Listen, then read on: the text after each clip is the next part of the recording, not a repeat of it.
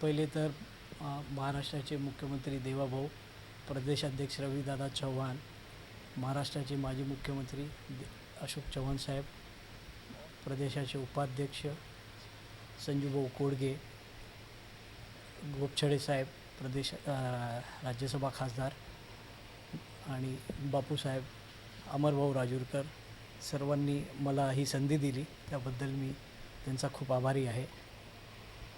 साठी मी खूप काही म्हणजे स्किल डेव्हलपमेंटसारख्या या सगळ्या शहरामध्ये मी कार्यक्रम घेण्याचा संकल्प केला आहे आणि स्वच्छतेबद्दल, ट्रॅफिकचे खूप काही प्रश्न शहरात जे आहेत त्याच्याबद्दल काम करणार. आता संधी दिली आहे पक्षाने, त्या हिशोबानं मी काम करणार. किती वर्षापासून संघटनेत काम करतो? मला साहेब 2016पासून मी पक्षात संघटनेत काम करतो.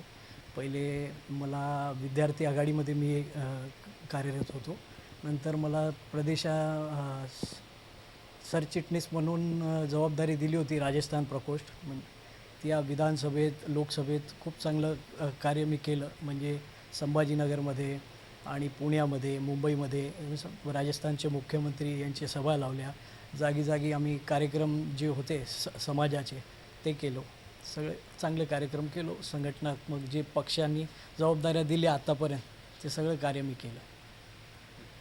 प्रथम आपले महाराष्ट्र राज्याचे मुख्यमंत्री देवेंद्र भाऊ फडणवीस जी आणि माजी मुख्यमंत्री तथा खासदार अशोकरावजी चव्हाण साहेब आणि माझे सासरे राम पाटील रातुळीकर साहेब यांच्या नेतृत्वाखाली त्यांनी जे काही काम सांगतील ते मी पूर्णपणे करण्याचा पूर्ण प्रयत्न करेन.